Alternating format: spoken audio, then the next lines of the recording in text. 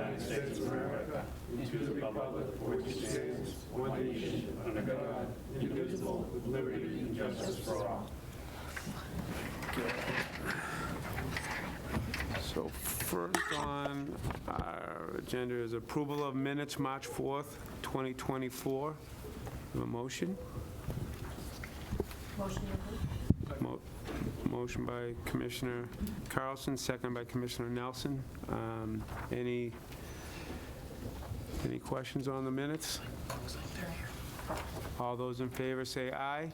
Aye. 4-0-0. Motion approved.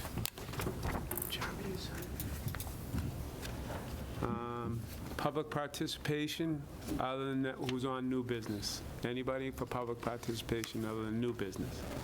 Okay. So we're going to take, Actually, I believe they're here.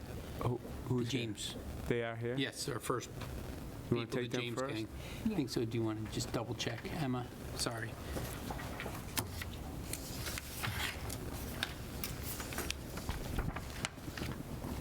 Just give us 1 second, guys.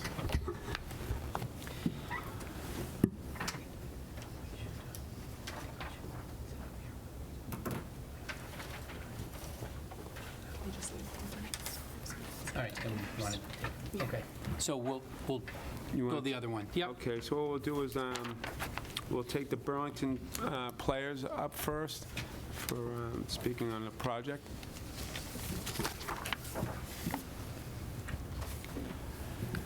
Just state your name and stuff for the record, please.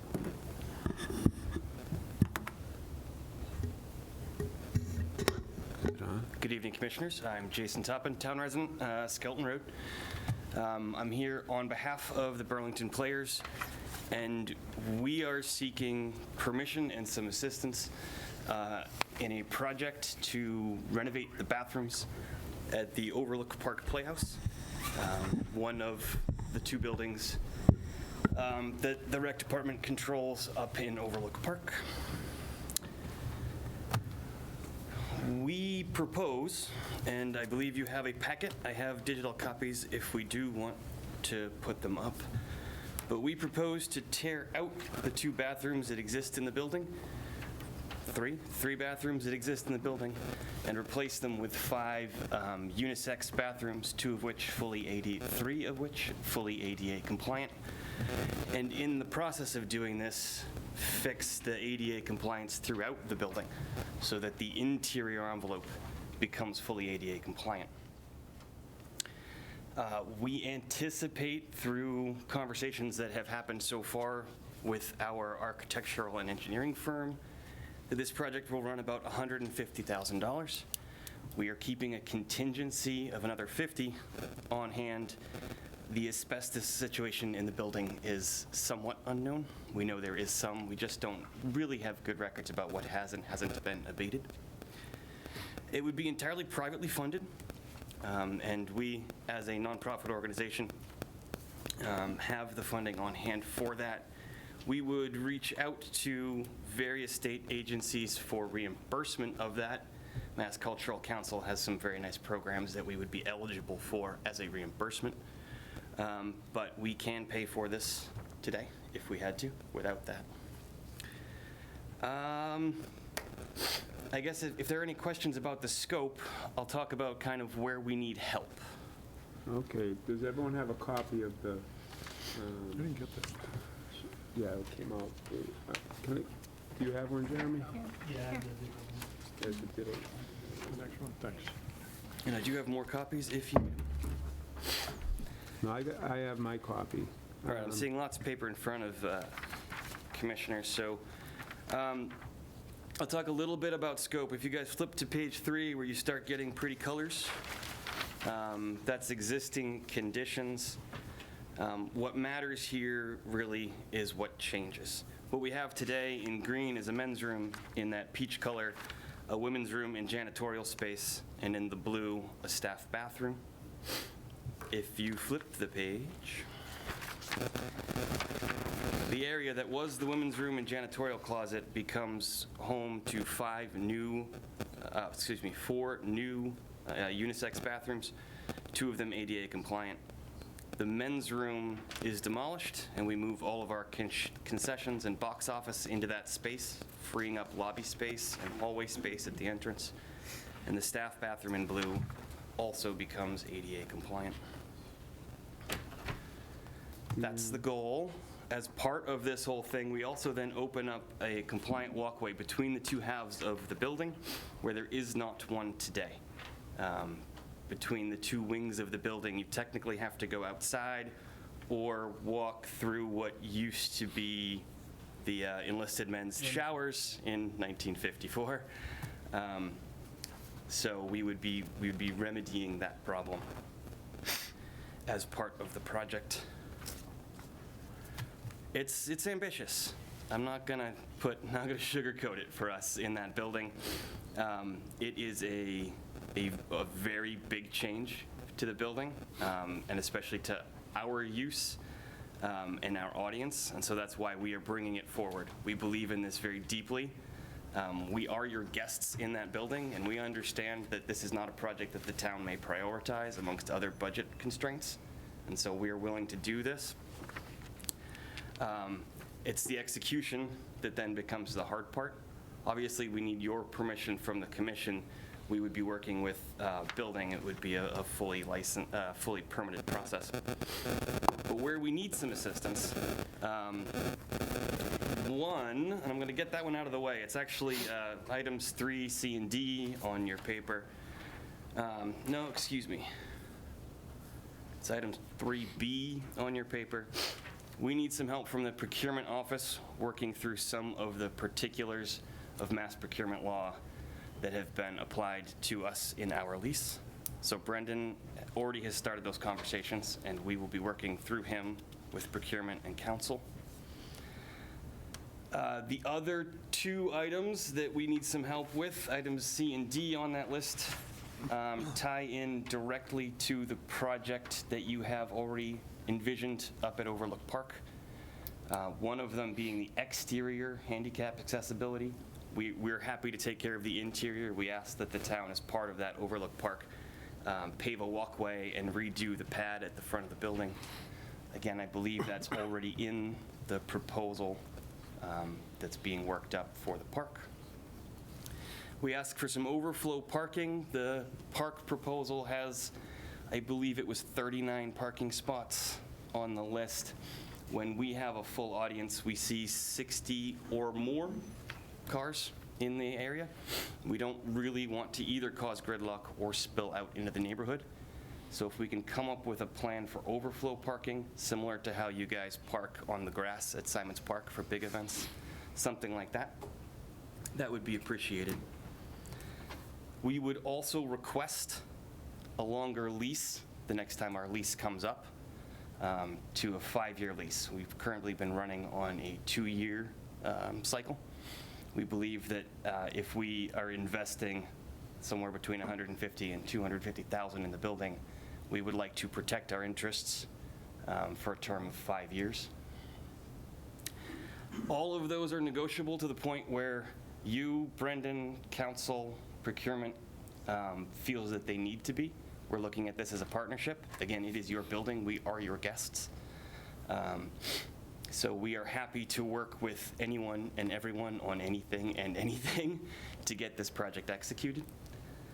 Again, the bathrooms are passable. They were a handyman special in 1985 with no budget and have not been meaningfully maintained since then, or meaningfully renovated since then. So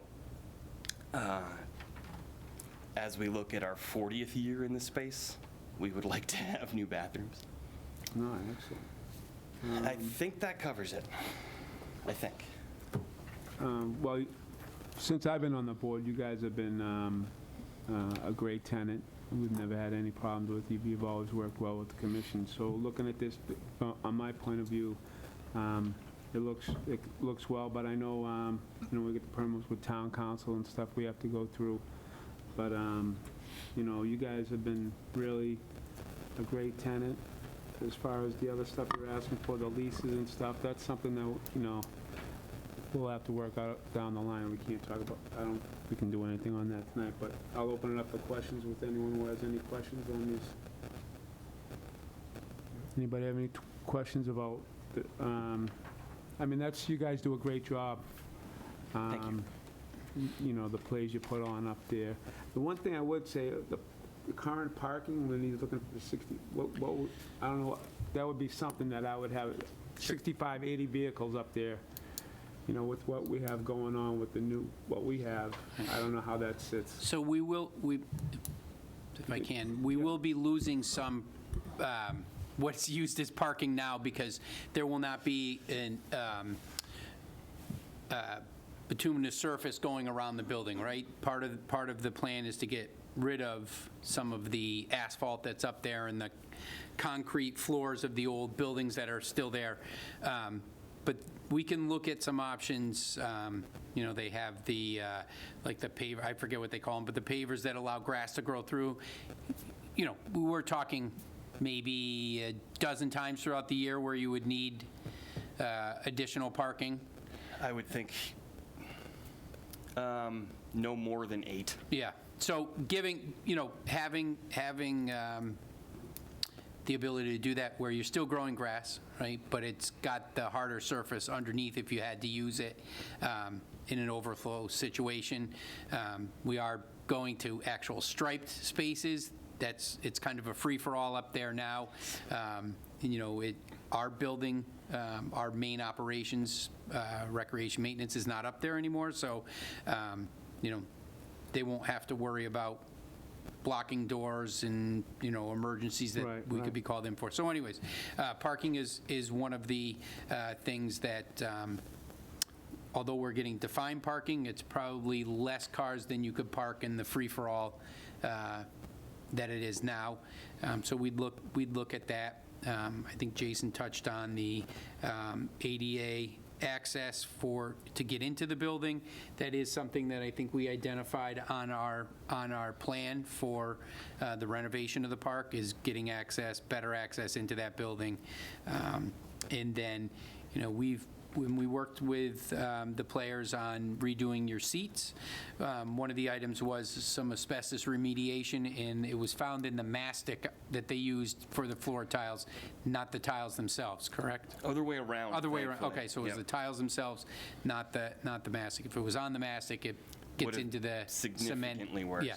So, you know, positive, I guess, when you're talking about asbestos, is It's good hopefully that it's the tiles, right, only in these areas. So we'll have to work on that, and obviously the big ones are procurement and the length of the lease. Conversations that we'll be getting more in depth with, but I think the first step tonight was for them to present the plan. They've been talking about it. I think initially we had a brief conversation in the fall about it, and they're at the point where they've been able to get some estimates back, and they have a better idea of what it is. And I think you work with the building department on the design as well, right? Yeah, so we have already contracted an A&E firm, and we have a design. They've gone through code review. We have a permit set of drawings, so we could permit this tomorrow. And they have been in touch with buildings on things like occupancy numbers and, you know, that second check on the code review. Our schedule is such that if we didn't have procurement things to work through, we would be aiming to get this project done in Q3 of this year, so September to December. We hope the procurement things flow smoothly. We hope that we can come to a common ground on that. I'm not particularly worried. Again, we can negotiate anything and everything on this project, so I'm optimistic, but we do have a couple of hurdles there in procurement. But I think they look awesome, so I have no problem with you guys going forward. Obviously, we can't vote on it tonight, but, I mean, if we can get through the legal issues, that's good. Steve? Mr. Chair, thank you. Yeah, I would support this project. I think the plans are very well thought out. Anytime you can bring a building up to ADA compliance that's utilized as frequently as this building is, it's always a good thing. And it looks like the support that they're looking for from the recreation and the town is very reasonable. A little bit of help with the parking and with the entranceway. and I think we ought to try to incorporate that into the master plan that we're working on now for Overlook Park. I've always thought the park is underutilized. I'm glad that the players are there and bringing people up there to see the spot. And if we can add some additional parking, even if it's that porous pavement that they talk about, Brendan, I think that's going to be good, not only for those occasions when they need overflow parking, but for the occasions when we might need it as well. So, good project, and thank you for bringing it forward. Thank you. Appreciate that. Other questions? All right, thank you. Thanks, Jason. So.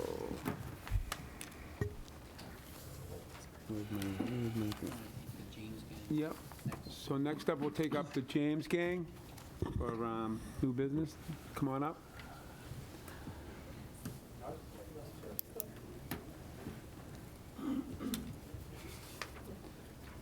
I'm right up to the table, and if the green light's on, the mic's on. If it's Anyone not, wants to there's come a, up? Anyone who wants to come up and speak? center You button can all there. come up. Bring a chair. We have chairs. You come on up. Oh, that's good.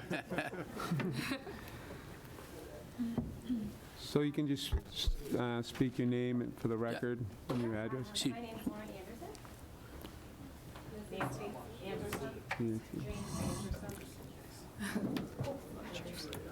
Thank you. thank you. So we're going to have Emma give you a little, Emma can sort of, what you Yeah, guys just do a little introduction of the James Gang. So the James Gang is a local nonprofit organization established in 2017, dedicated to supporting inclusive opportunities for individuals with intellectual disabilities within our community and research for NARS 1. The James Gang is an official charity of the 2024 Boston Marathon, which is very exciting. And they are partnering with Burlington Parks and Recreation to underwrite the Therapeutic Recreation Division's I Can Swim program. There's some further information about I Can Swim in your handout there. They are underwriting this program with a very generous donation of $12,000. Wow. I Can Swim is a program of the I Can Shine organization, which is another nonprofit organization. I Can Swim is a week-long swim lesson program for individuals with disabilities, ages 3 and older. Each swimmer attends one session per day for 5 days. I Can Swim is a completely customizable program that can meet the individual swim needs of any participant, from water exploration to water safety, to learning to swim, or to even practicing some skill refinement for swim teams. No prior swim experience is necessary, and the program will be available in our summer 2024 brochure, all thanks to the James Gang. So we're so thankful to the James Gang for their generous support of our therapeutic recreation programs through this I Can Swim initiative, and we'd now like to invite the James Gang to speak a little further on their nonprofit and their initiatives that they have coming up. So thank you so much. Sure. Thank you so much, Emma, Thank for you. having us. We are very excited about this program. The Boston Marathon opportunity has opened up a lot of avenues for us that, allowed us to grow very rapidly.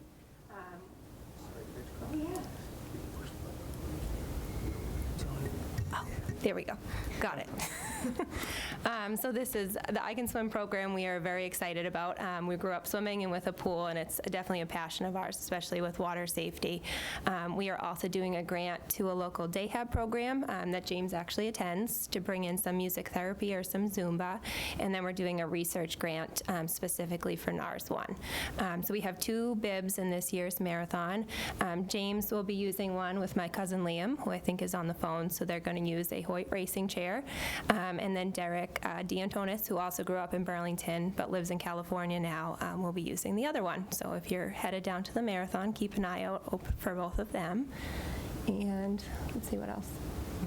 We have a 5K that we are just getting started, planning for coming up in September, that we're also very excited about, bringing together our love of running and the Burlington community. Oof. I'm going to get emotional. Awesome. That's all I can say. Thank you for coming before us. And obviously, I know you a little bit. Your family comes to my wife's daycare, but what you're doing for the community, the world, is inspirational, and I really appreciate what you're doing. I'll open up the questions. Mr. Chairman? Yeah. I just want to say thank you. Obviously, what you're doing is wonderful and very impactful to our community. And Emma, obviously this shows how valuable your programs are and how great of a job you've done as far as building up the therapeutic rec at Thank you. Burlington. So thank you all so much for helping us offer this program. Anyone else? Yeah, I'll make a brief Commissioner comment. I just want to express my thanks as well. The donation is fantastic. It allows the program to happen, and without people like you, these opportunities wouldn't be available for people with handicaps. So thank you for your efforts and your hard work and all the time you donate. We appreciate it, and I know that the town's better off for it. So thank you very much. Jimmy, anything? Just like to echo the other commissioners' sentiment that, thank you for the donation and appreciate the hard work and, helping out the Burlington community and holding these events. So the biggest thing with what Emma does and the staff is through therapeutic and inclusion. It's an unbelievable job that the staff does, what she's put forward since we came up with the program through Brendan and Kelly.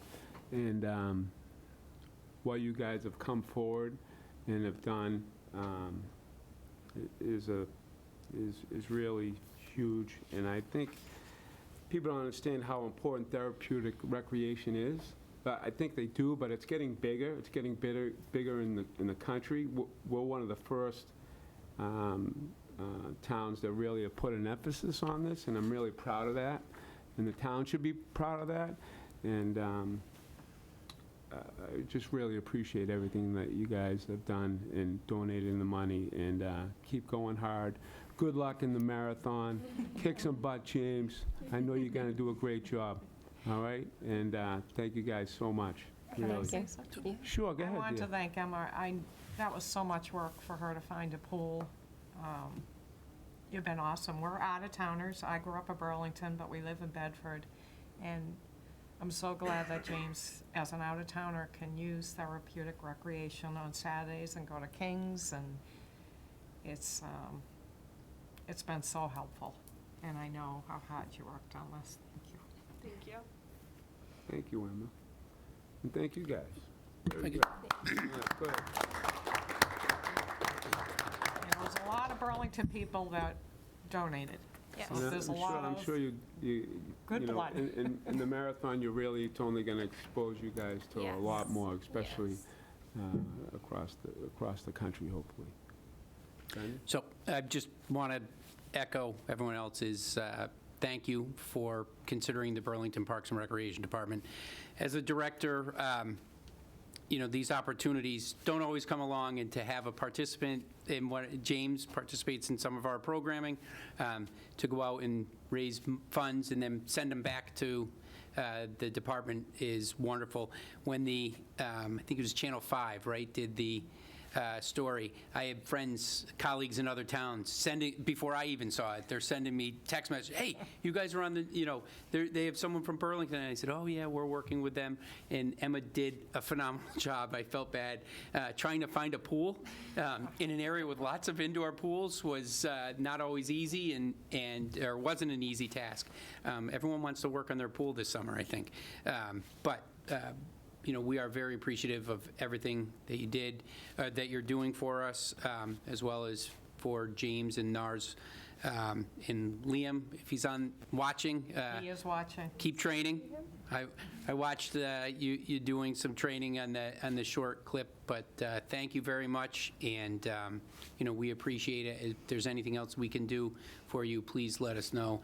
I know Emma will keep me filled in if there's any other requests, but thank you very much for considering Burlington Parks and Recreation. I think that I Can Swim program is going to be phenomenal, so.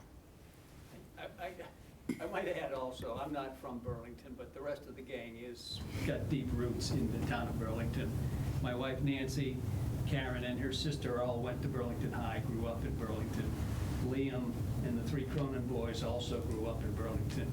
My daughter Lauren here, who was kind of the brains behind this whole thing and running a lot of this, lives here in Burlington now with her three siblings. So just the whole gang has a lot of roots here in Burlington, so we appreciate the opportunity to really come forward with this donation and get ourselves known.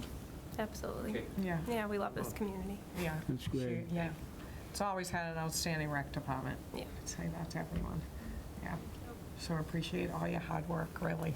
Well, thank you guys so much for coming in tonight, presentation. We really appreciate it. Well, James does not like to miss out on a photo op. That's it. You know. We can do it, yeah, maybe if we come on up Commissioner. into the circle there.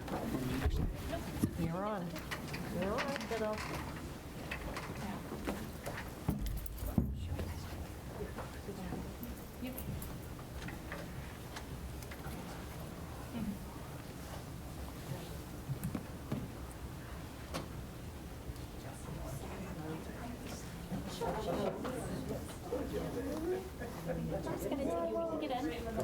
Valerie, Brandon, let's go.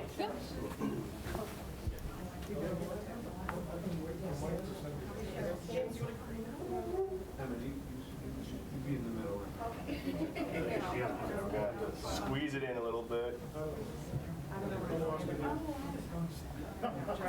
Steve, I'm gonna say, Steve, you're tall. Get in the back. Making this. All right, everybody look at me. 1, 2, 3. 1, 2, 3. Everyone smile. I'm gonna do one more. 1, 2, 3. I hope we get a couple good ones here. Thank you. Thank you so much. Thank you. Thank you for the picture.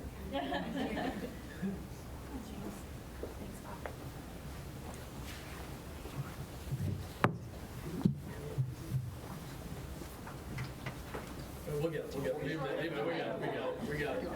We'll take care of everything. Leave the check.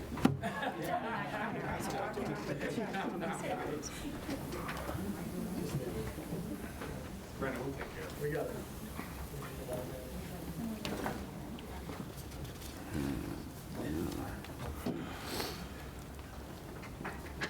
Next up is Marshall Simons Middle School field presentation by the school department.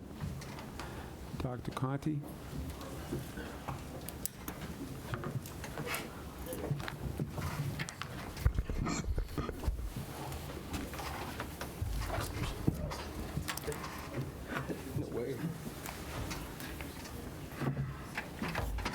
Hello, guys. How you doing? Hi. Thanks for having us. And it's really not a presentation. It's really meant to be more of a conversation because I'm hoping this will be a collaboration. So Bob will introduce everyone who's here and get to the specifics. But I think about 2 or 3 years ago, had groups of parents coming up and through the athletic director always asking that a field be changed or renovated. So it was always the lacrosse field is the worst one my kid plays on, or the baseball field is the worst one my kids play on. And then we have a limited amount of capital funding every year, and my frustration in speaking with Sean is I never knew what was what or what the priority should be. So what I asked is, instead of making these decisions year to year and based on the loudest voice, is can we actually have a field study done so we actually know what's the state of all of the fields in the schools, and could we prioritize that list so it becomes a little bit more predictable. So I believe we entered into that field study 2-3 years ago. And we got the field study back, and they had a list of priorities. So now I feel like if we're making a recommendation or a suggestion, it's sort of looking at things in priority moving forward. So the first result of that was a conversation about, I think the baseball field was the first thing, and so we used some of our funding to upgrade the baseball field, and I felt more confident making that decision based on the work that we had done. The second priority is what we're going to talk to you about tonight, looking at that, and that's to look at the fields around Marshall Simons. There's some work that needs to be done, and we really would like to do that together, because Park and Rec is an important partner and uses the fields, I think, as much as sort of we do. We have a lot of youth programs on there in town, and so we want to sort of approach this together.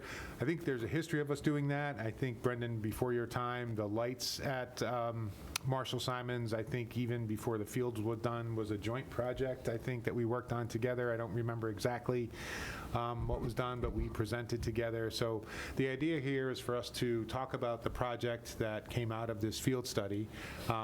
It's listed as a sort of as a warrant article. It's being presented by the school committee, but it's really a community project because it's not, it's on a school site, but I think there are many different groups that use this field.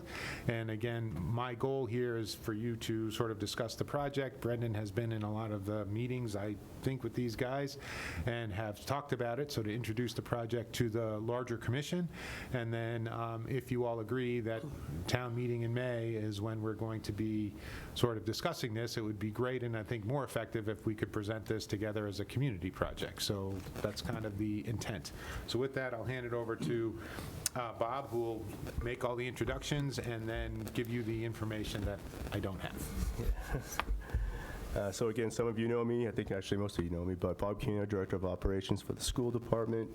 We have Arson from Nezra Engineering, Sean Hart, Director of Athletics, and we have Hip, also from Nezra Engineering. Nezra has been with us on a couple of projects, one being Varsity Field here at the high school, also working with us currently on the Francis Wyman baseball field as well, and assisted us with the field study. Now, again, the field study intentionally was set up to focus on athletic fields, but we're working with Brendan, as you all, my understanding is to integrate that into your town-wide master plan. One thing that we have discussed is that the fields were looked at from an unbiased view, meaning that, you know, the conditions, how many sports events are played on them, the use of the fields and so forth, and priorities set forth on that way. But in our conversations with meetings, obviously with Brendan and going forward, those can change, right? Because we obviously have needs in the town that we need to readdress. But it was a start point for us to look at what were some of our larger requests and where the town requests that were coming to us from town members were or residents were. So again, what's in front of you tonight, we do want this to be a joint request, a town request, but it is coming from the school department. This is to look at middle school as a whole, right? So this is 2 fields on middle school. You'll know that there's the turf field that exists already with the track around it, and then right behind that there's a large grass field, which is a multi-purpose field. I would call lights on the grass field there, but I wouldn't really call them great playable lights. So what we're really looking to do is access the whole entire property as a total package and not just piece by piece. The field that is turf right now, we're in its 10th year. And obviously, if we were to do funding and look forth, you know, from a year or 2 from now, we'll be at the point where we need to replace that. So ultimately, we will be looking at what's in front of you tonight is converting the grass field into a turf field, replacing the existing turf field with a new turf, resurfacing the track. You'll see adding additional lights to the multi-purpose field behind the existing turf, putting accessible routes from the parking lot and also from the back side of the school, and adding some seating as well too, which is lacking from that property. We have an existing warrant article right now for some bleachers on the front side for the existing turf field, which will still remain. So that has nothing to do with this project, but we're really looking to add, you know, features to the whole property and to the backfield. So we understand that this is a large project, but we also think that this is one that's definitely worthy of the town and worthy of the residents and the players that use this field. I will also say that in general, the turf that we've had, Varsity Field and the middle school, has held up well, right? I know there's been some stories in the past of turf lasting forever, but we know that that's not the case. The yearly maintenance is minimal. The playability factor is up as opposed to grass fields in wet conditions, cold weather conditions. So we really think moving to turf increases our playability throughout the whole entire year instead of maintaining a grass field. So that's our recommendation, what you see in front of you tonight. I think that's a good point to stop right now, just because there's a lot of information that, you know, was just presented to you all, but I think the town would do well with having more turf fields. Yeah, if you look at your packet that's in front of you tonight, this is what would be presented to town meeting. Obviously, capital request form on the first page. The second page is the workup proposal from Nezra that has the pricing. Contingency is built into this already, so you'll see that the total request that we're asking for includes a breakdown of each of the individual projects, which we can discuss. On the third page, you're going to see the existing turf field that's there with the track. You'll see up the top, there's some other cross-country parts that we're looking to add, so that way we can expand our cross-country from not only being at the high school, but moving it to the middle school as well, too. On the fourth page, you'll see the existing grass area and a drawing of what it could look like with the multi-use turf field. This multi-use turf field, you'll see, is lined in particular to have 2 soccer fields and potentially lacrosse field, but again, this is just a drawing, so we could obviously look at that differently. On our turf fields right now, we do have the ability to paint them, so if we're missing a particular sport or an event, we can paint those surfaces as needed. You'll see that there are some yellow rectangles. Those are proposed lighting, and a big thing that I want to touch on is that the current turf field is only accessible from the parking lot. Right? It's not accessible from the upper parking area where the gym is, and it's not accessible from the school. So that has an impact also on students, but also for families in this town as well.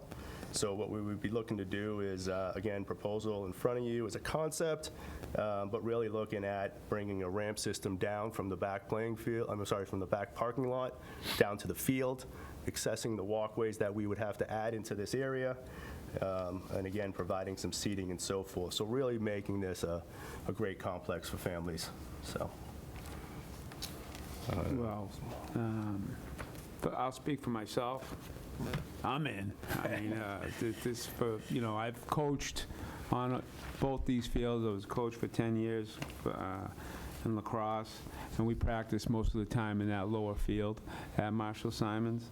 And recreation will always take newer fields, and I'll speak for myself, but this looks good. It's a big project. The one thing I would ask about is, so if we were doing something and the high school was doing a project, do we have enough parking to do 2 big events at the same time? Because once that's the one thing I would have. Because, as soon as we do this, there's going to be a lot of stuff going on at one time. I just don't know how that would, it's the one thing. But I'm for the project.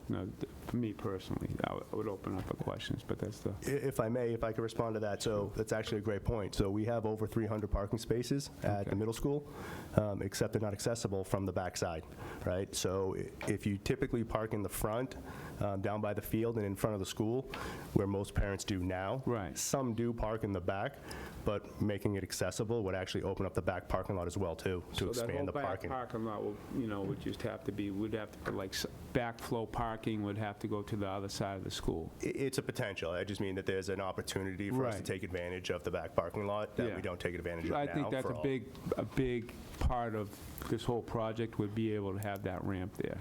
I think that's crucial. But I think this is awesome. I mean, but I'll open it up for questions with other members of the board. Mr. Chairman, thank you. This is to Eric or Bob. Have there been any preliminary discussions with Town Hall about fitting in the $6.2 million in their capital warrant program? So again, there has been. Obviously, this will have to go to town meeting. In my preliminary discussions, the request for this would not come from free cash and would come from lending, right? So it would be something to consider. Okay. I noticed, I was looking at the original assessment plan that was done by Nezra, and you're right, it's funny when you see a different set of eyes looking at things. We think as a commission that our fields are in good shape, and I happen to access this. I think you gave it to me, Bob, and a lot of them are rated poor. And we don't think of our fields as being poor, but when you have a different set of eyes looking at them, they're looking at handicap accessibility, which we don't have at some of our fields, particularly this field.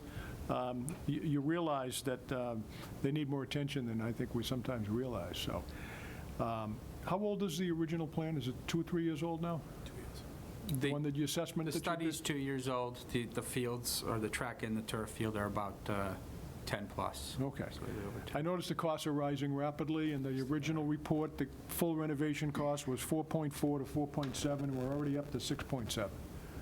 So every year, it looks like the costs are going up exponentially. So I would certainly support this. Like David said, he's all in. I think that the sooner we get this done, the better. This field has been underutilized. Sean, you and I have had that conversation many times, but underutilized for years. It's a swamp out there in the springtime, and it's a perfect location for activities, both from the recreation level and from the high school level. So, If I may mention one other risk of not acting fairly quickly on the track itself, it's due for a respray, and if you don't do the resprays on time, then you miss that window and you have to rip everything out and start point. again. So hard to we're in believe the it's been danger 10 years of of getting that there. track one. I remember that track very well. I think we paid, what, $1 million, a little over $1 million for it, Eric, back then? Don't we wish we could do that again? That's all I have, Mr. Chairman. Thank Any you. other I'm in full support of it. Commissioner Carlson? Mr. Chairman, thank you. I'm all in, obviously, so in. My children have used that back, field when the turf field in the high school was being done and there was no place to go, and football would get moved, lacrosse would get moved. So super excited about this, and I know that there have been rumblings about this for a couple of years now, about a turf field being moved to the back. My one concern that I was going to bring up that Commissioner Norton brought up was parking. I've been on the fields with just one field, and that parking lot back front is full. So that would be my only concern, because obviously I see opportunity here for, for tournaments or anything else going on that we could do. We could have a lot of games going on at the same time. Parking, especially, let's say, during the weekend, there's something that's going on in the school, plus you have something going on in the fields, that could be a nightmare. That would be my only concern here. Other than that, and making, the fields accessible from that back parking lot, I've rolled down that hill I don't know how many times. So, I'm really excited about this and fully support it in any way, shape, or form. It's just parking. And again, for big events, for school events, we do use the memorial parking lot as sort of overflow. It's really not that far a walk. I know people want to park as close as they can, but, sometimes people are nice on Wynn Street and actually stop and let you cross, so I think that would be something that we can talk about. We are putting 2 solar Speed designation signs, sorry. So, yes, we won a grant through Safe Routes to School through Mass Department of Transportation. We're working with DPW right now for installation in the next couple of weeks. We actually have the equipment in-house already, and they're 2 solar-powered speed signs that during school hours will obviously say slow down 20 miles per hour, and they'll blink. So those will be programmable as well. So hopefully it'll attract enough attention to get people to recognize they're in a school zone and slow down. So it might be something we can, I'm not sure the rules for weekends, but it might be something that we can extend and, again, just have more available parking. Parking's a problem lots of different places, but again, I think as many spots as can be available will be made available. Excuse me, one more question about the lights. Most of the lights won't be in a residential area, but some of these lights over on the side, are they close to the houses over on, I think is that Locust Street? They're away from the stream, So they wouldn't, but we will do a photometric analysis and show that the post-construction will mimic the pre-construction, and they have very special visors and limits, and we can structure it and put it in locations and heights to avoid any spill to the neighborhood. perfect, thank you. Sure. And right now with the lights, Brendan, I do believe you control them, we can control them, shut off. We have access. Right, so like because those lights are more, if this got approved, the lights more in the back half are closer to the community. I know we've talked about that Yeah, before. there used to be lights there. They're the old, halogen, Yeah. and they're maybe 20 feet up where the poles. These would be, I'm guessing, 50, 60, right? So in the new lights, the new LEDs, the spill-off is minimal with the visors and the shields. it really directs the light onto the playing surface. We went through this with the basketball courts at Simons, but also over on the, I'm going to use it, pickleball courts over there as well. So the spill-off onto the neighboring properties or across the road is minimal at best. In an area like this, there was existing lights, so you have that in your favor. They haven't been used in a long time. We do have lights on the two yellow spots there that run against the backside of brush. They do have lights that go into that proposed turf area. I do have a couple questions if I can. Sure, go ahead, Brendan. So the drainage is a big issue on the backside along the stream there. So when you're looking at the photo, the top part here where you can see the neighborhood, have you done a study on the drainage back in that section? There is a wetlands area that I think runs through there, or a stream that's probably just over time grown a little. Sure. As part of the study, we evaluate the constraints and the existing conditions. We don't do a full analysis until the design stage, which is hopefully, we can get approval to get to that stage next. But we did include in our cost estimate additional drainage and storage underneath the field to help alleviate conditions. Right. Yeah, because I know that is, we can't cut there half the spring because it's wet and dandelions love it, but, so, and then talk about adding 2 fields to the back and, 1 across, right, and then 2 that run perpendicular to brush field. And there's no decision on what they would be inlaid? No, I think we leave that up to the design stages, whether painted, inlaid, and which sports in which direction. The only sport that had to go in the horizontal direction was the football due to its length. Okay. And then the estimated replacement on the larger back section, what are we looking at? That it's not too even turf, it's not 2 single fields next to each other. It's the entire surface back there would be. So for a 8-year replacement or 10-year down the line replacement cost? What is it these days? Is it 10 years still replacement? It is, so the warranty on most turf is 8. The high-end turf, whether it's woven or a more thick fiber, they'll last 10 years, or you can have a warranty for 10. They last anywhere from 10 to 12 now, so they are lasting longer. All right. Sorry, I had a list of questions. Bathrooms. Any talk of bathrooms on the site? If permanent bleachers are considered, we need to evaluate the distance to the nearest accessible restrooms to see whether that meets the plumbing code requirements and how many fixtures there are. If not, it needs to be in the planning for future to accommodate, and we have to work with the plumbing board on that. Okay. There is a bathroom in the building, though, is there? That's been renovated? Well, there's an exterior bathroom that was renovated, and then interior to the bathroom, depending on if we can make that accessible, for all events, whether or not that would be allowable. Is something that we're going to look into.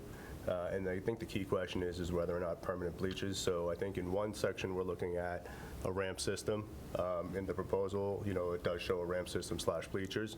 That's something that we would have to work out in the final design, because if the bleachers were going to hold us back from production of the field, then we may relook at that consideration and just focus on the ramp system and look for other seating, right? So if we look at like movable bleachers or something like that, or more benches as opposed to actual bleachers. It's really the term bleachers that really gets us kind of stuck in the bathroom need. And if we can't fulfill the bathroom need, then we don't want that to hold up the project. Question? Commissioner Nelson. Thank you. Just to follow up, when I'm looking at the design, when we talk about the potential in the future for bleachers, where would we put them? There doesn't seem to be much room between the existing track and the new track. Or were we just talking about putting them where the existing track is? So we'd actually, right now, we're technically looking at a couple of different areas. So the front, if you're looking at the document down at the bottom where the parking lot is, we'd want to put in, that's where we have our existing money in the warrant to put in some portable bleachers now.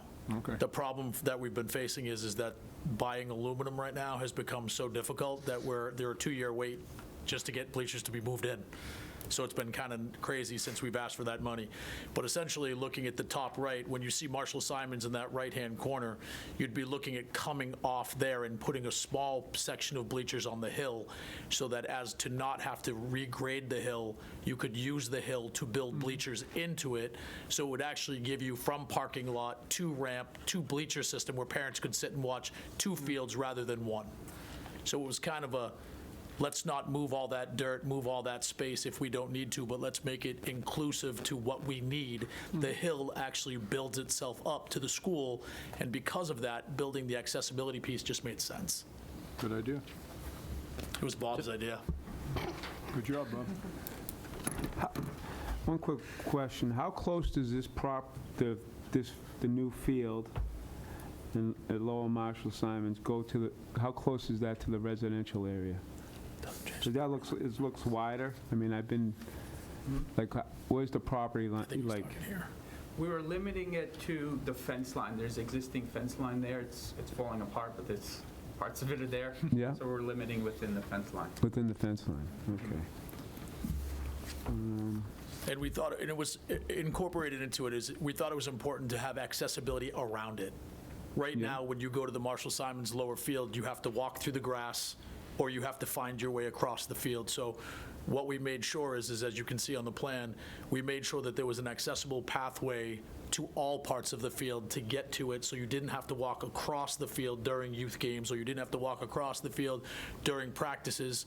Parents could stick to the outside of the fence and the new fencing to be on the outside.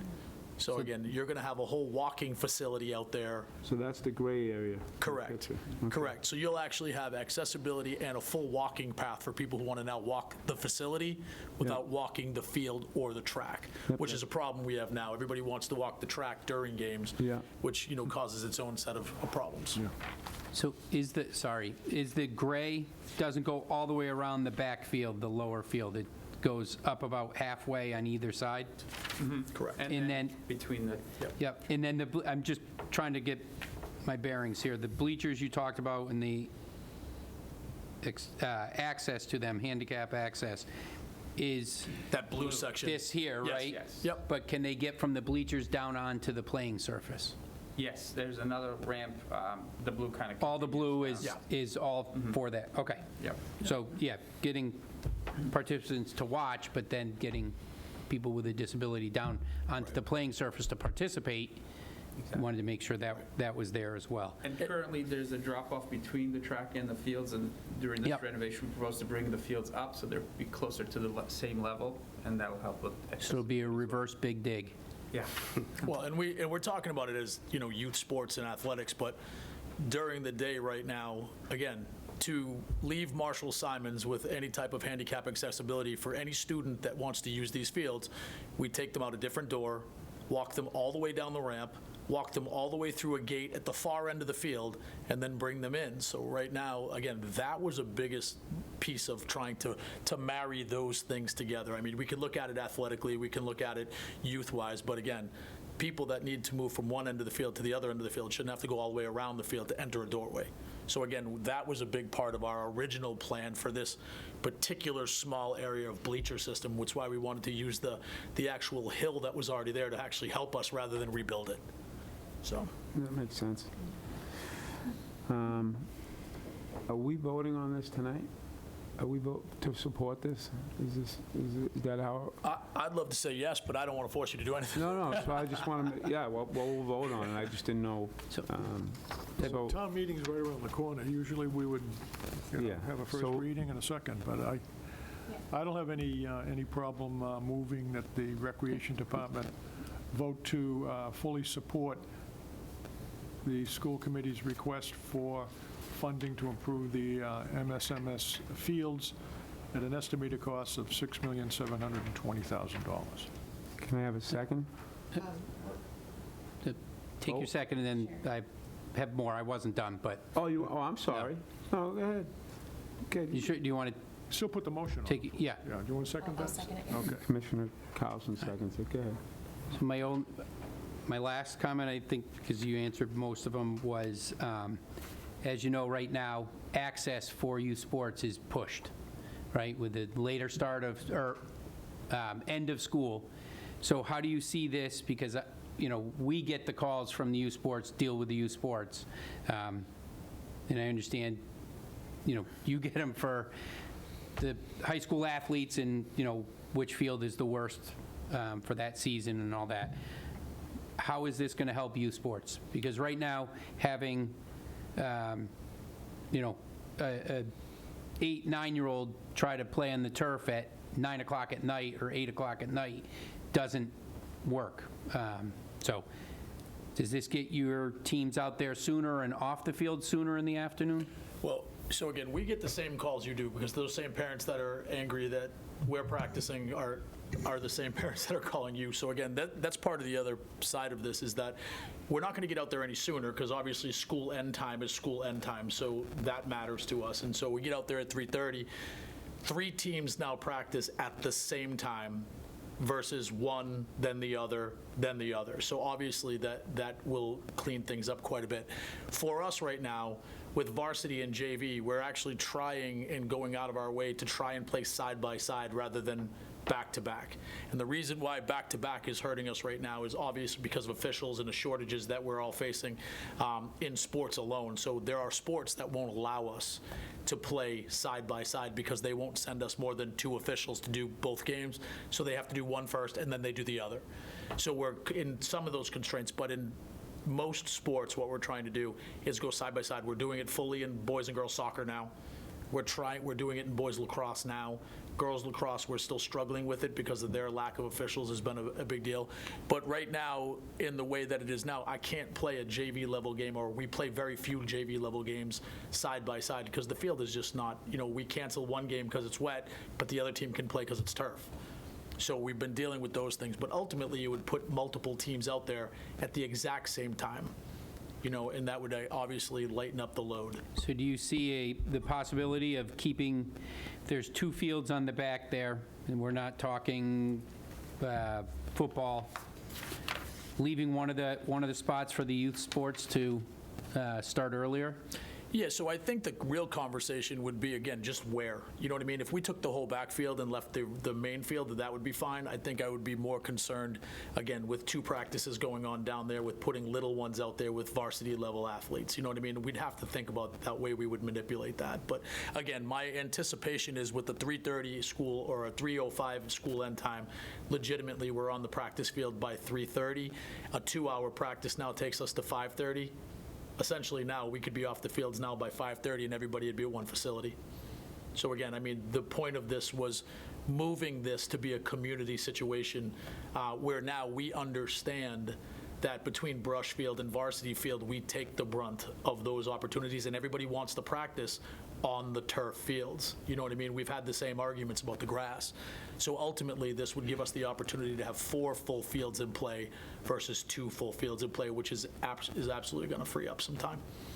Okay.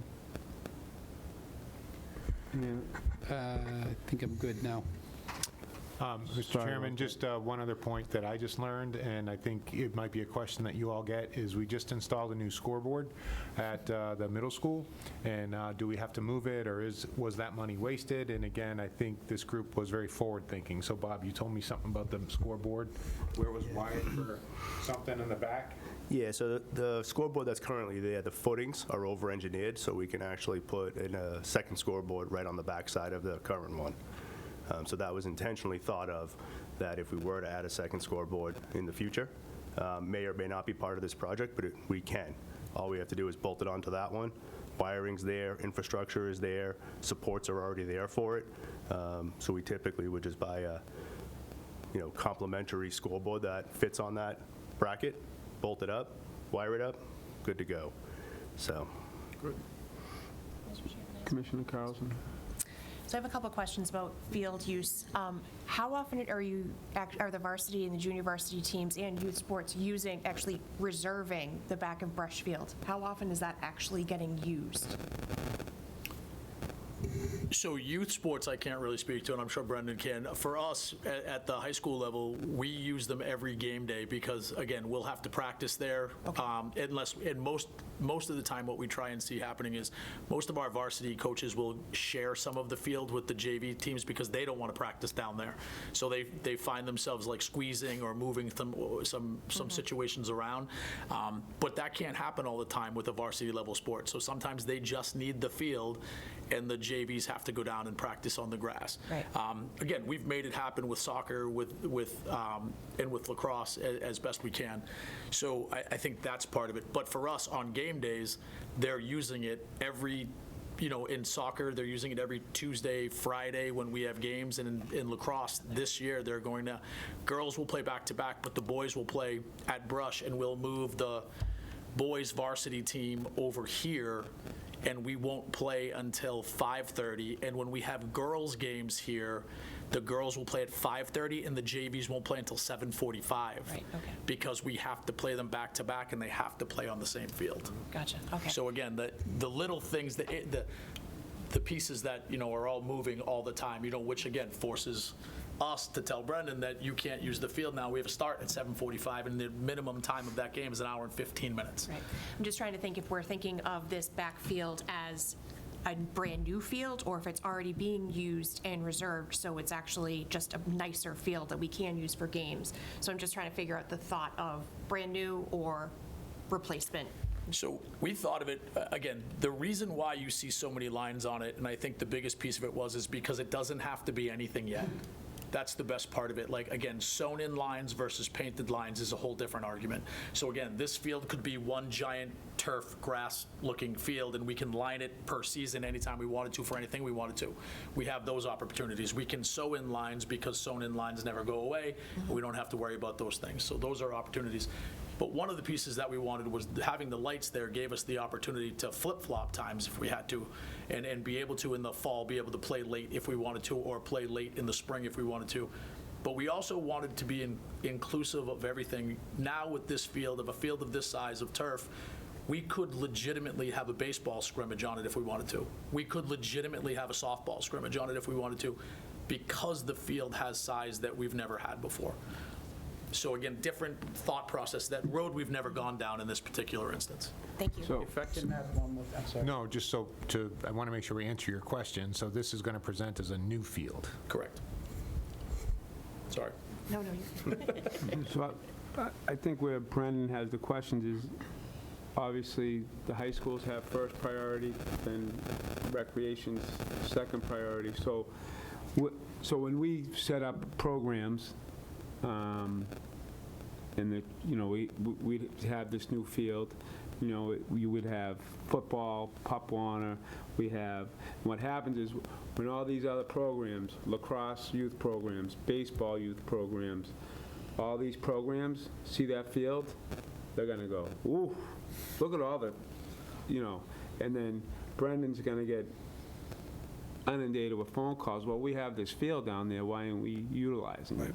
So I can see where he wants to, where the, am I correct on that? Well, yeah, I mean, I get it now with the current fields and, But what I'm saying is, that it's a grass field, it's wet. Right. We can't use it half the time. We can't open our fields until we, because we maintain the fields and we don't want to ruin the fields that we have now.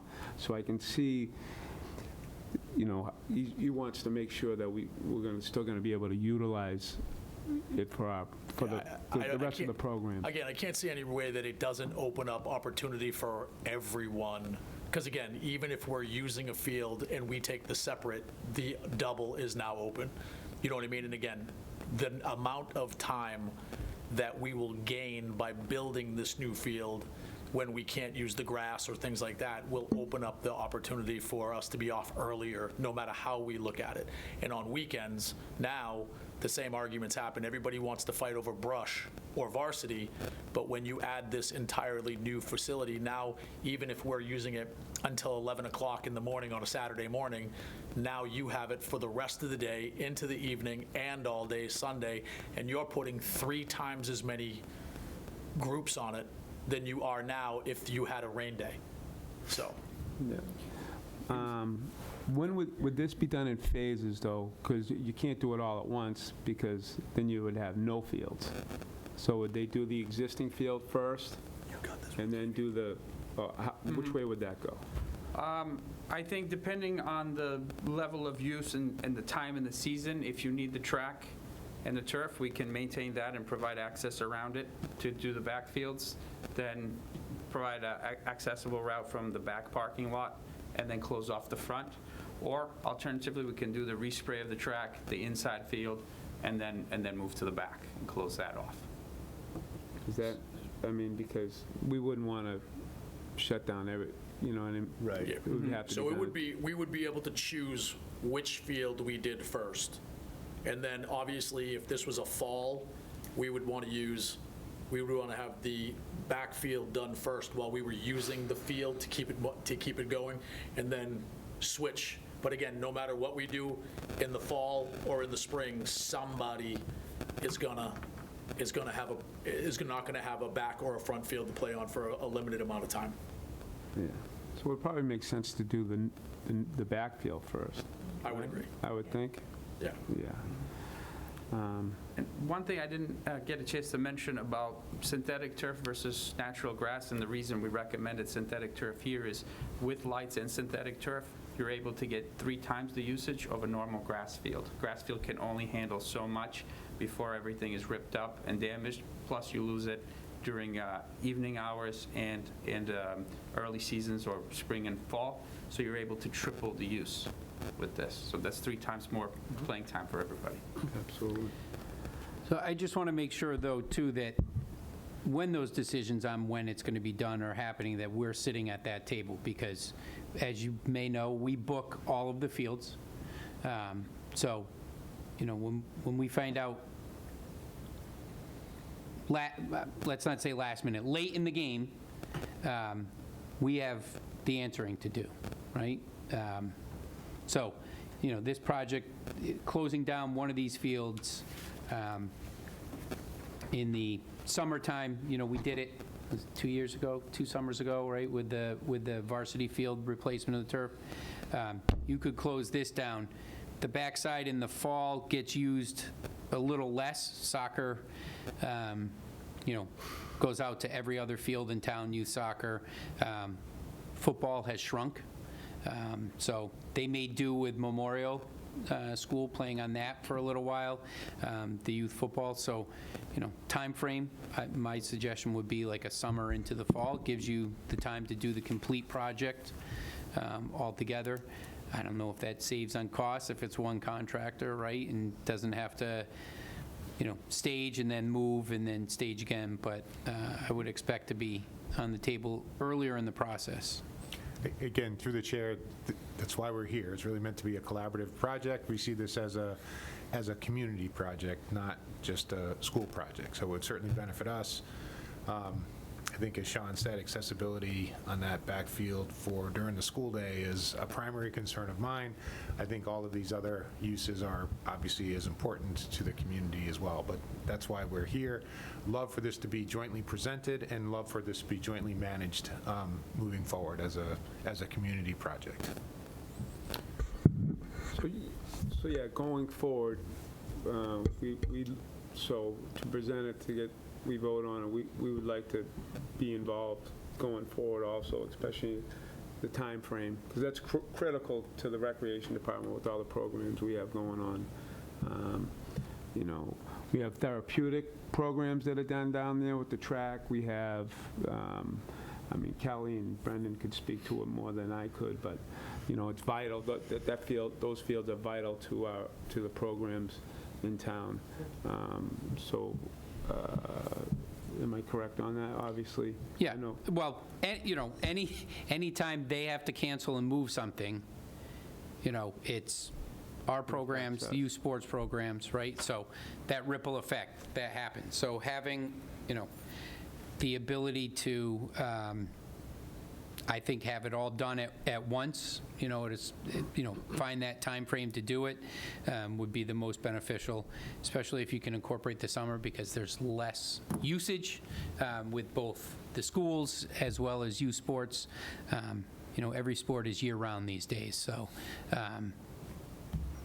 but you can make do with some with less facilities probably in the summer. It hurts the rentals, the outside groups that want to come in and use it, but, just having a seat at that table is important, because we will get the calls, as you do.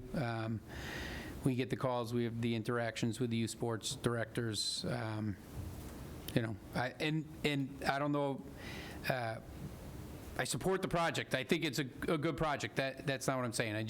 These are things that need to be considered, that we deal with phone calls on, probably as much as you, but things that need to be considered, and trying to prevent the questions after about bathrooms and accessibility down onto the playing surfaces, things like that.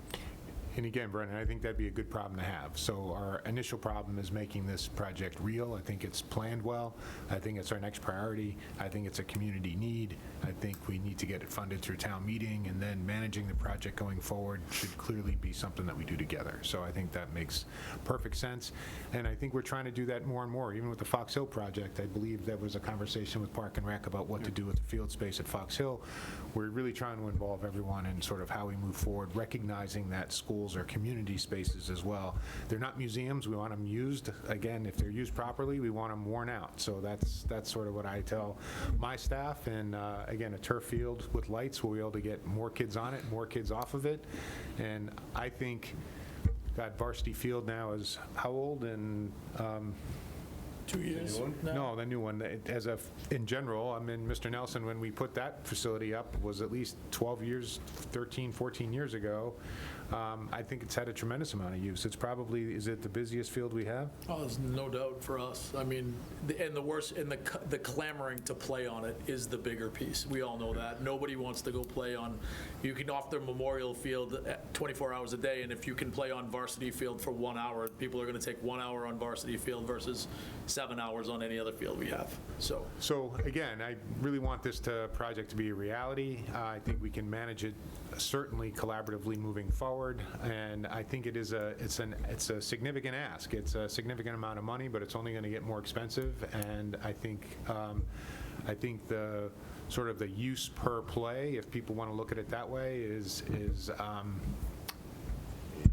just going to be better with a synthetic surface with lights. I mean, I just don't know how else to do this we have a community that has sort of limited open space, and so you deal with that all the time. So I think we're going to have to try to convert some of the open space that we have. But hear you definitely about wanting to be there early. That's really why we're here, is to have you, even before the project is real, to have us ask for this investment together. So that's what I'd say. Jeremy? Yeah, I guess, I mean, the only thing I'm hearing too right now is, and forgive my ignorance, is there some sort of memorandum of understanding we have in place right now? And, would that need to be updated to kind of address some of your concerns, Brendan, to, for that co-use that you're asking for? I think that would be a good way to structure it, so we can kind of ensure that everyone kind of needs are met and we have an understanding of how that's going to happen. There isn't a memorandum of understanding now. I would advocate nothing for written. That, yeah. I mean, I would advocate for that, because I think it gives everyone common ground to sit at a table and understand what we need and put those needs out and, kind of adjudicate it to where everyone gets their needs met to the best ability we can. Yeah, I agree. Yeah, so we'll vote on, we're going to approve we'll just bring it to a motion, and then just keep us in the loop as we go forward. Is that good? Yeah, there is a motion on the floor, Mr. Chairman, to approve the project, as seconded by So we'll go to a Commissioner vote. Carlson. So all those in favor say aye. Aye. 4-0-0. So we support this project.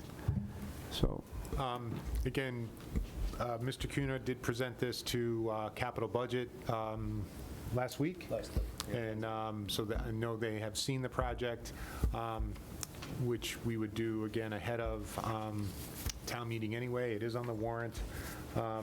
And Warrant has to be printed yet, but it will be. okay. And this is meant to be, you said, it's going to be a bonded not, the source won't be free cash, so we'll need 2/3?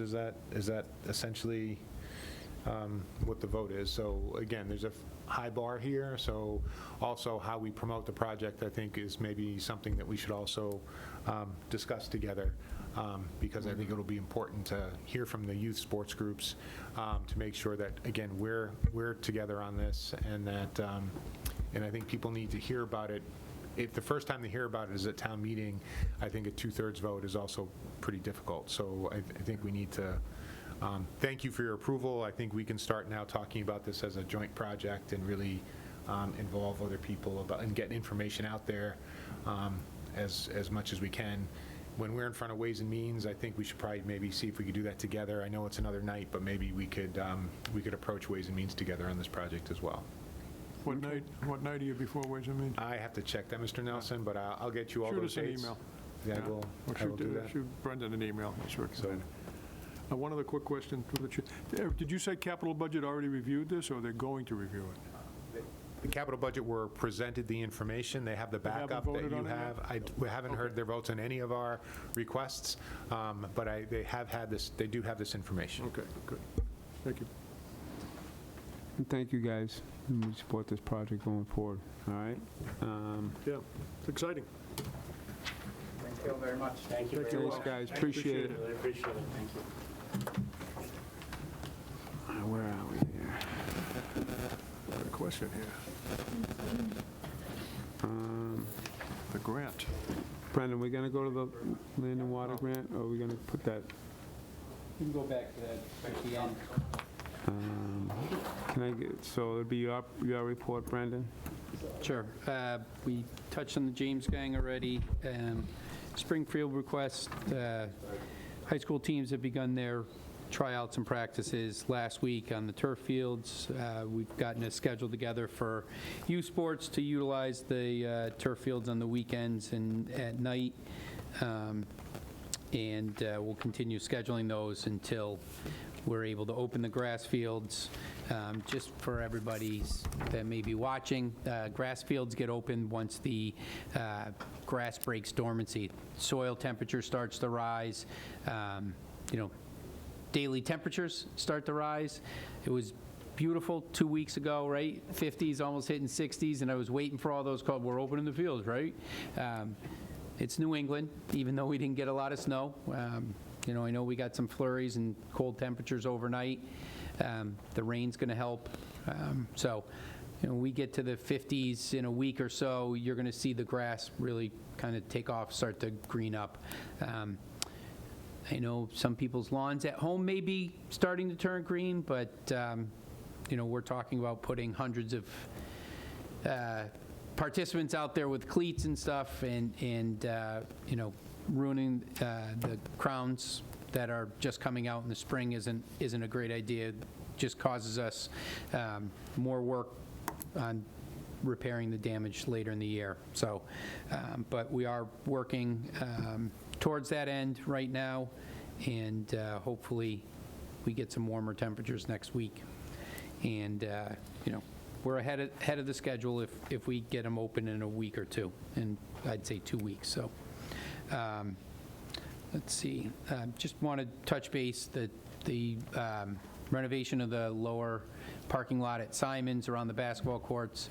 Everyone had a chance to look at that. The feedback that I got was emptying out onto Bedford Street, the one way by the basketball courts, emptying out onto Bedford Street.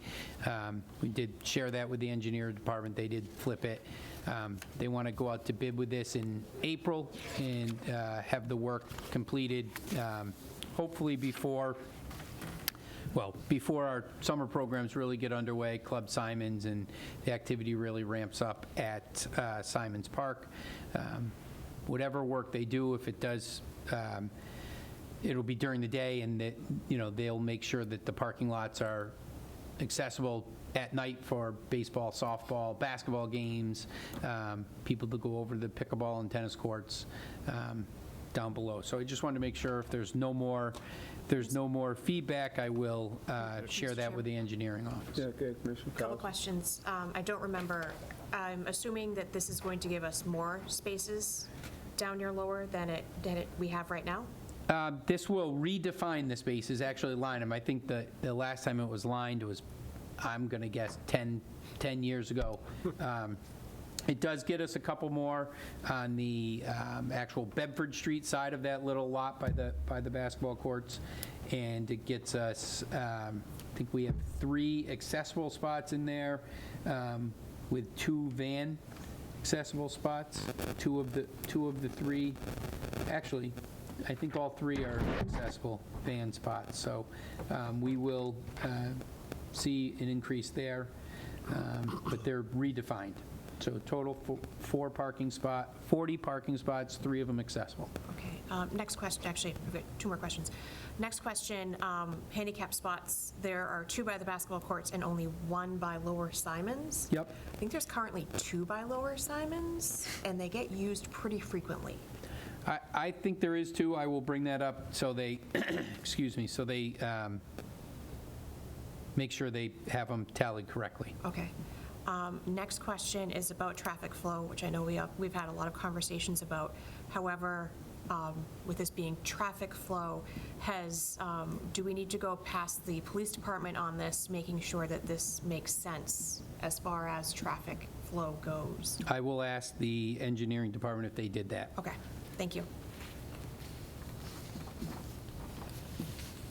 Any other questions on the parking lot? No? Okay. I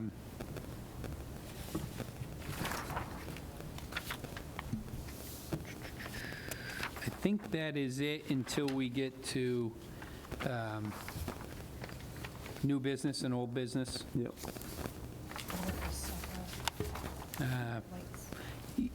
Yeah, I guess we could take it out of there. Youth Soccer last summer expressed an interest in having some portable solar lights for Mary Cummings.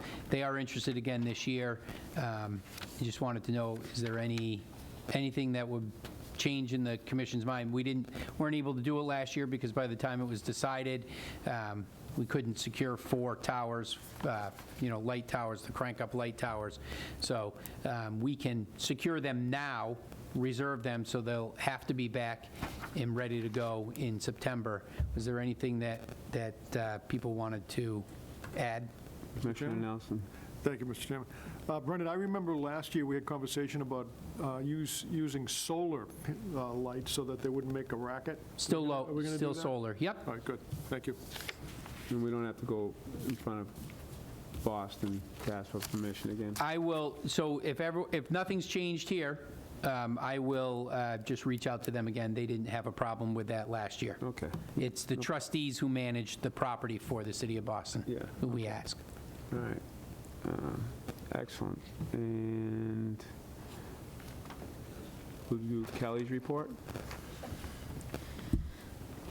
Thank you. So we've been working with Weston and Sampson, and they have been hard at work completing facility assessments for all of the parks and facilities across the community, looking at a number of field spaces, playgrounds, and other amenities on every one of our parks and facilities. And they are working on compiling all of that information for their finalized report.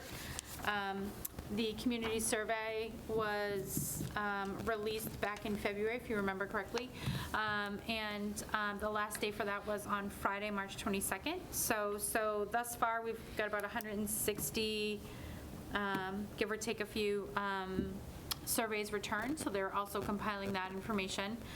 Next steps for that project will be a community meeting where we plan on inviting a number of our stakeholders to have a discussion about the plan the draft plan as it exists, and look at a number of facility maybe improvements that need to be made, or areas that we're really excelling, and be able to come up with a plan to move forward. We hope that the stakeholder meeting would be held after April vacation. Once we have a date, we certainly will reach out to all of our stakeholders and all of you to let you know when that will be. Your question? Commissioner Nelson. Yeah, before we go on to the next one, I wanted to ask the commissioners what their feelings were about the no-build restriction. When we met a couple of weeks ago, we were discussing for the first time, I thought, that this grant, according to the grant, there cannot be any buildings built in the future on the site. So this is like the last jewel in the Burlington system, and are we willing to agree not to ever build a building on this site for the sake of a $1 million grant? I think we should discuss that and kind of decide what we want to do with it. I don't know if that's the right thing to do, personally. I mean, we have this old World War II era building that fortunately the players have been taken good care of.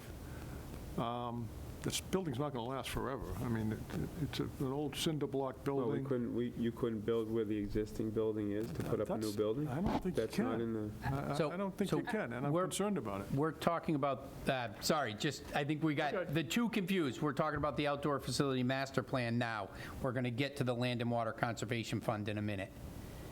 Okay, I was kind of putting them all together. Yeah, because they did the conceptual plan for us as part of that. I think that a lot of times we cross them over. I'm guilty of it myself, so, but just want to Okay, why don't we make sure. finish up with that piece of the report, and then I'll go back to it. Continue, Kelly. Okay, thanks. So, as you may assume, our department is now fully into seasonal staff hiring, and their applications have been rolling in over the last several weeks. To date, I know this says 12, we have 16 applications for summer maintenance laborers, and we have approximately 36 for our summer TR and program staff as well. So the respective teams are excited with those numbers, and hopefully we'll be able to fill all of our spots over the next several months. They're in the process of scheduling interviews, and we'll start that during April vacation. And, hopefully we'll start making offers the end of April, beginning of May, so that we can start to move forward. As you probably recall, it's an essential piece for us to be able to offer summer programming, to make sure that we have enough staff to have the capacity which we're used to having in our program. So that is a great step forward, and we're really excited with the return we're seeing, not only on the return on investment as far as our orientation and incentive program are concerned, but also looking at how we might be able to broaden our application base by providing a number of opportunities for people to apply, visiting colleges, coming into the high school, looking at, being out in the community a little more. I think that engagement has proved very worthy over the last several years. Excellent. It's good that the staffing is going well. You get that many people out there for coming into the summer project. That's good. Any questions for Kelly on the report? Nope. So, the chairman's report, I have nothing. Anything on subcommittees? Okay. Mr. Chairman, Commissioner Carlson. sure everybody has heard a little bit about the sculpture park. They're working on a fundraiser for Pigs on the Common. So we are working with the committee at large to get some of the logistics figured out for that, as far as when they're going to be installed on the common and everything else. So very excited about this fundraiser and opportunity with the sculpture park. So just wanted to report that to the Rec Commission. When is that? We're still waiting on dates right now, but it'll be over the summer. Over the summer. All right, excellent. Anyone else? None. So now we'll go to the Land and Water Conservation, or old business. We can put it under that, Brendan. Yep. We'll go to the Land and Water Conservation Grant discussion. So, as Commissioner Nelson started to discuss, we are in the process of a Land and Water Conservation Grant application, working with the Massachusetts Executive Office of Energy and Environmental Affairs. As they are an extension of the National Park Service, we have submitted for our application for just over $2 million with $1 million reimbursement. And we'll be looking for a vote at our next commission meeting on the amount of money. There have been a couple things that we would like to just double check the number for the warrant and make sure all of our Ts are crossed and our Is are dotted. For Phase 1 work at Overlook Park, we anticipate receiving notification of the decision on or around April 20th, and once we receive that decision, we would reach out to you guys and let you know. I'm going to let you chat about the building situation. Do you want to address that? You had the conversation with Melissa. You're right. Is that, yeah, so the conversation, so the state Department of Environment, what is it? Executive Office of Energy and Environmental Affairs. Thank you, and Environmental Affairs manages the application process for the federal government for each state. Each state's department has, or each state has a department that manages for the federal. They do not want new buildings developed on the site, because the idea is that you are conserving the environment. You know, we have 2 existing structures, buildings on the site. I do not think there is a prohibition from renovating those facilities, but it's definitely something we should look into. Yes, originally we talked about, right, putting potentially a modular space up there, or a couple modular spaces to maybe utilize for preschool or something like that, a preschool program or something like that. It is something to consider, but I think overall that the project itself is something that is gained a lot of support in the community and some excitement amongst people, and I don't think my personal opinion, the ability to, or the lack of ability to build on that site in the future would be looked at as not a plus, you know, looked at as a negative. I understand where Commissioner Nelson is coming from 100%, but I think the spirit of the grant is that it's for the conservation of the property in keeping it for outdoor recreation use going forward. And we don't have a lot of space in Burlington that, you know, this type of open space. So that's all I have to say on that now. I don't think it should be looked at as a negative, I think. Commissioner Nelson? Yeah, I appreciate and respect Brendan's opinion. I think on this particular issue, I don't share that opinion. I think that for $1 million to tie our hands forever on what we want to put up there, it's a huge trade-off. When I think about Simon's Park, and we did the Visco building up there and all the nice programs that we run out of the Visco building for kids, we could put maybe a pool up there someday. We might want to have a facility like you see in a lot of cities and towns where, you know, there's a structure and the kids go in and they can take a shower after they go in the pool, a regular pool. I don't know if that's something that we're thinking about now. But we already have this parcel abutting, I don't know, umpteen acres of passive recreational use to begin with. How many acres is next door to this one? 36? 36 acres. So we got 36 acres of passive recreational use with trails and wonderful, hopefully trails that we're going to put in there that are accessible. Then we have this particular spot. I mean, you can see the Boston skyline from this spot. You could put an observation tower up there and have people going up there and having a great time in the fall, and you can't do that with this grant. I don't think they'll let you put an observation tower up there. So I think we ought to just go figure out what it's going to cost to do this phase of the project and ask the town meeting to fund it without going forward with all the restrictions.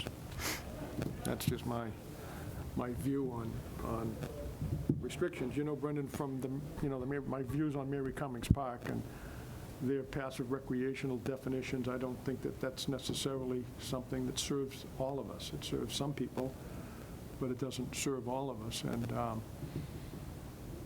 I don't know how the rest of the commission feels, but I think that we ought to have at least a conversation about it, because I'm not sure I can. It's not something we're going to vote on tonight, but I have no problem with the grant going forward. It's a recreational facility, and what we want to do with the grant is to make it a nice park. I don't think we need a building on that park. I mean, we have the Playhouse. I don't know, I would look into where the existing building is. Can we redo that building? If the, you know, like they say, if the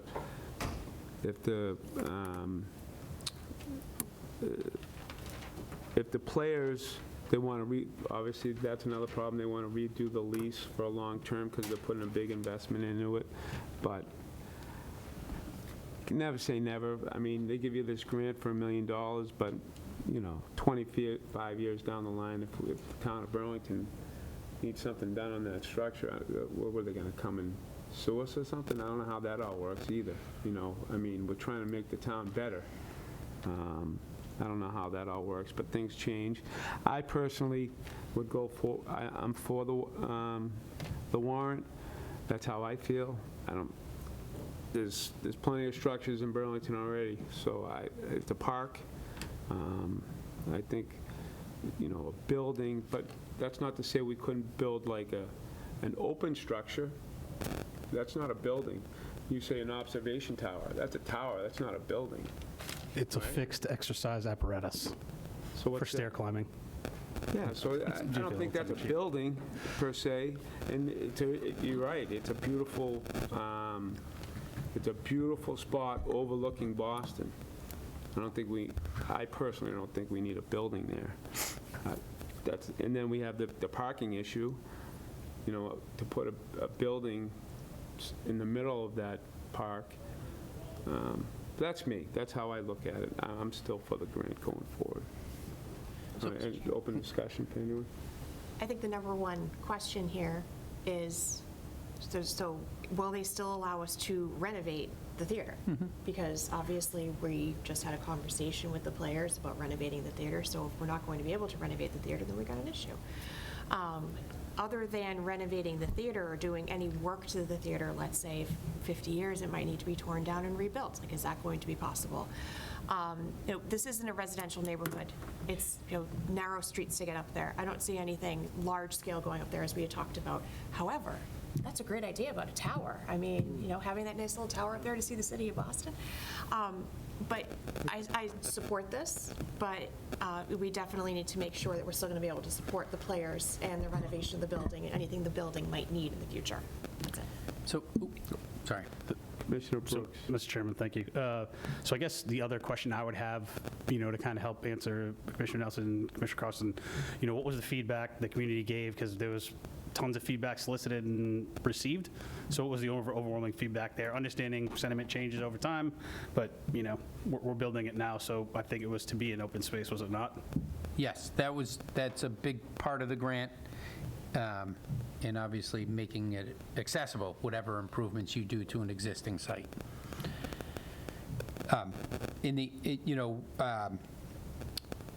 As the Burlington players mentioned earlier, they are tenants up there. We do have,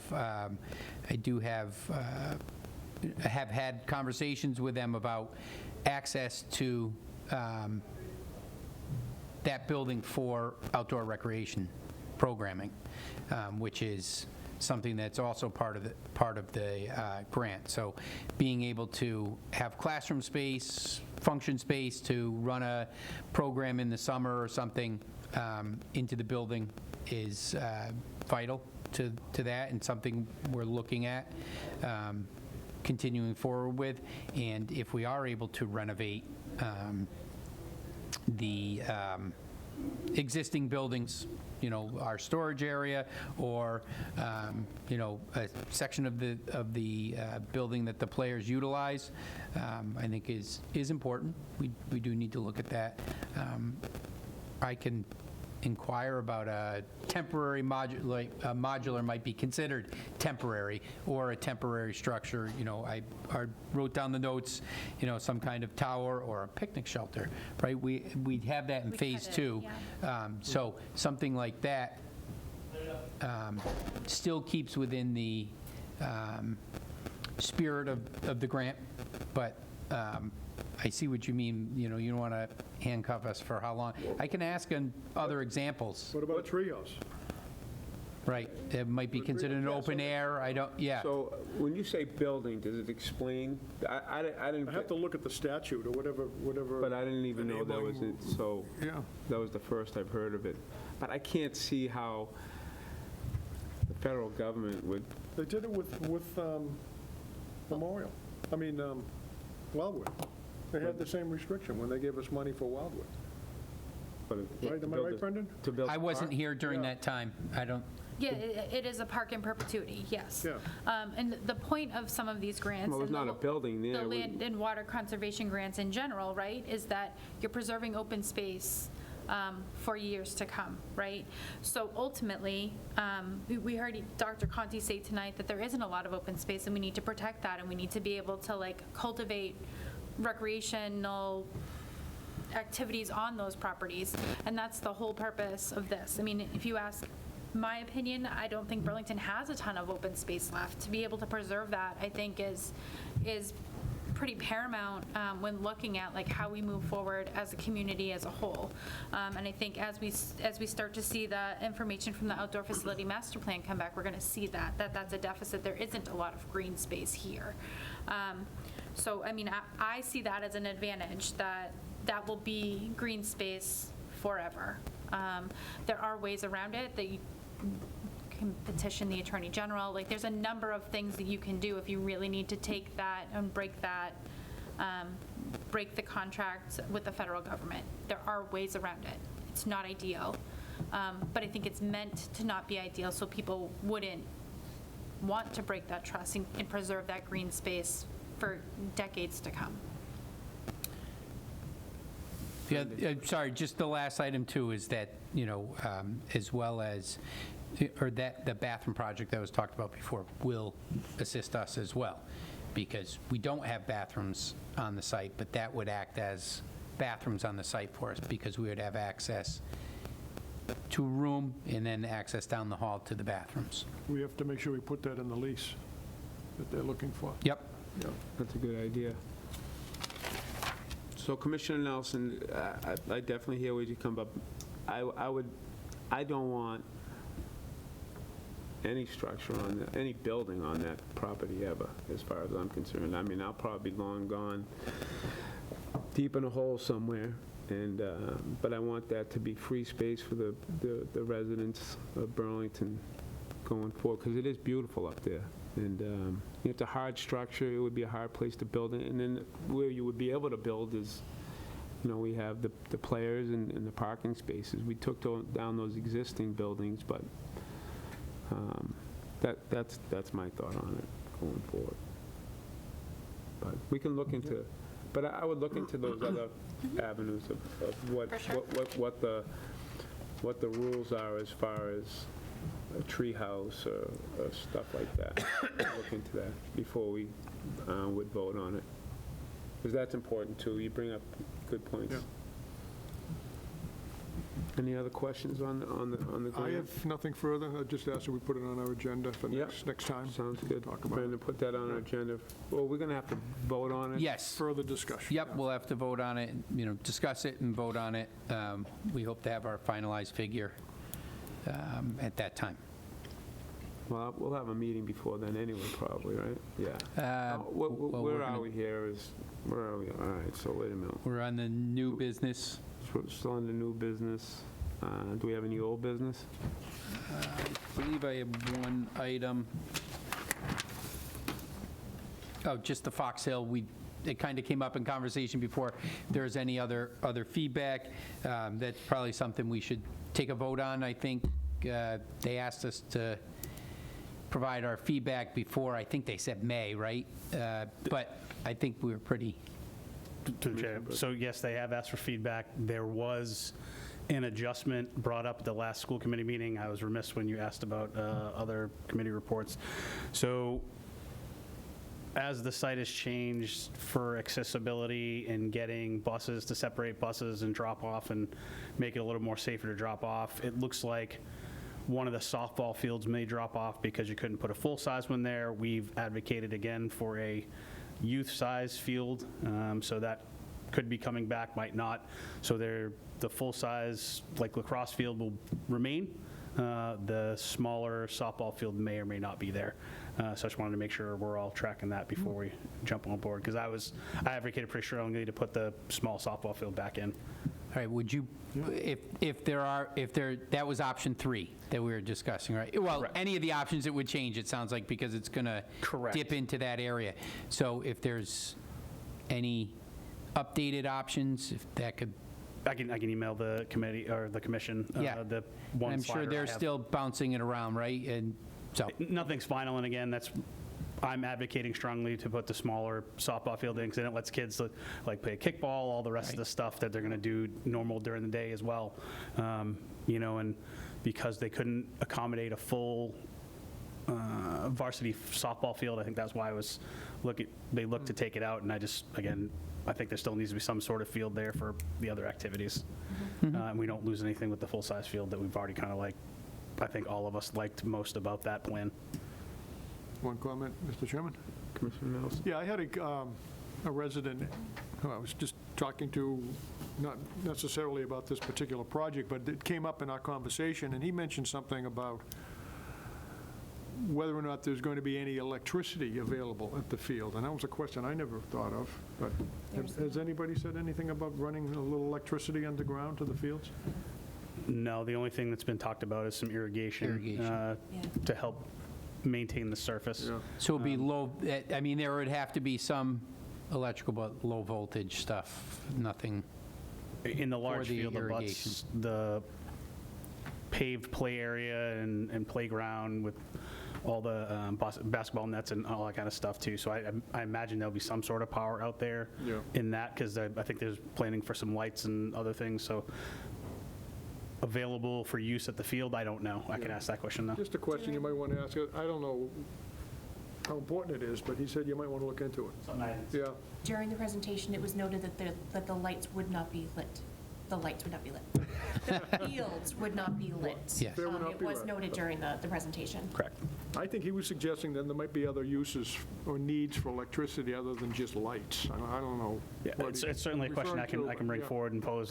Again, it's something I hadn't considered putting electricity out there, so I'm happy to bring it forward and ask if it's possible, or what it would look like. Very good, thank you. Anything else on old business, Brendan? No, that was my only item. Thank you. Any need for an executive session? No, there is not. So set up for an agenda for our next meeting. When are you guys free?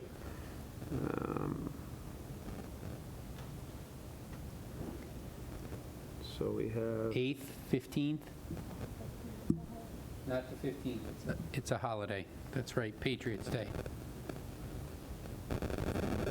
Everybody get their That's the- taxes done. Oh, yeah. that's we're tax gonna day, be- we gotta pay our taxes. Yep, and we're going to be cheering James on in the James gang.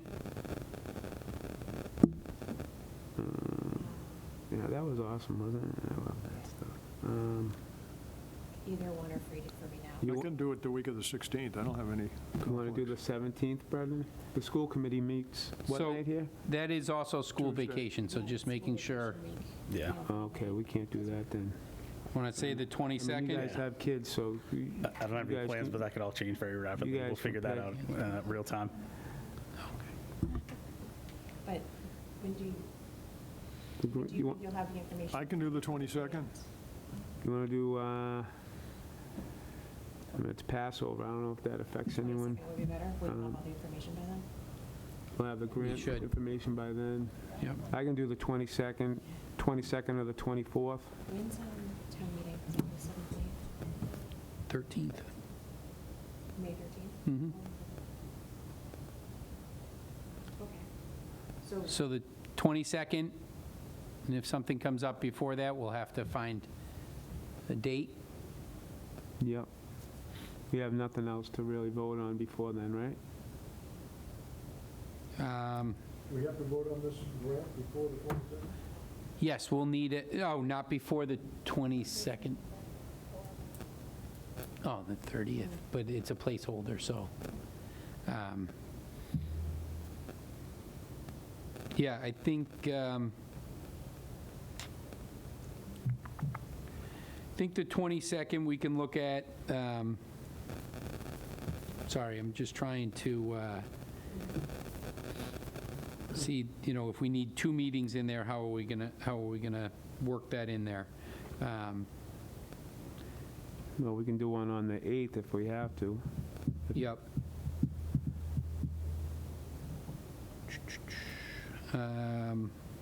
Why don't I was thinking the 8th will be here pretty quickly, right? It's 2 weeks, but maybe if we moved it later in the week on the 10th, if we needed it, tentatively the 10th and definitely the 22nd? Okay. I can do the Okay. How about the 11th? How do those look for people? Sorry, just because Lindsay couldn't do the 10th, if we can try to get one where everyone's there. So I have the high school committee meeting on the 11th, Okay. appointment, I might be late. 6:30. We can do the 10th. We should have enough. We should have enough for a quorum. Or I'm okay doing the 8th if we have to do that. That's fine. That's our regular, Monday night. Does the 8th work for people? Yeah. All right, so why don't we say tentatively the 8th? If our information isn't looking like it's going to be complete, then we'll stick with the 22nd. Okay. And I'll check the rooms and let everyone know.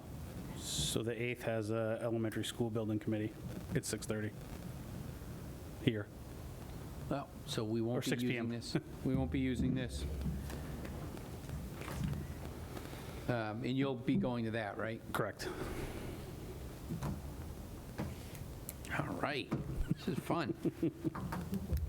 So, let me look at those and I'll send them out. I'll see what's available on any of those and who will have to, it doesn't sound like everybody's going to make everything, so. But at least the 22nd, everyone's good for at this point? All right, So we'll put in the tentative for the 8th and the definite for the 22nd. definite the 22nd. Okay. And the 8th, we'd have to come up with a new room. We'd have to come up with a different room. Yes, on the 8th. So I have one alibi I forgot about too. Summer Central registration is started and it closes April 8th. Do we know when the summer programs registration's going to start so folks can kind of manage their summer plans? Yeah, it won't be by April 8th. Okay. Be after April 8th. Okay. Confirmed. All right, thank you. So we're good with that? Make the motion. Motion to adjourn? Motion to adjourn. Second. Second by Commissioner Nelson. All in favor, say aye. Aye. 400. Meeting is adjourned.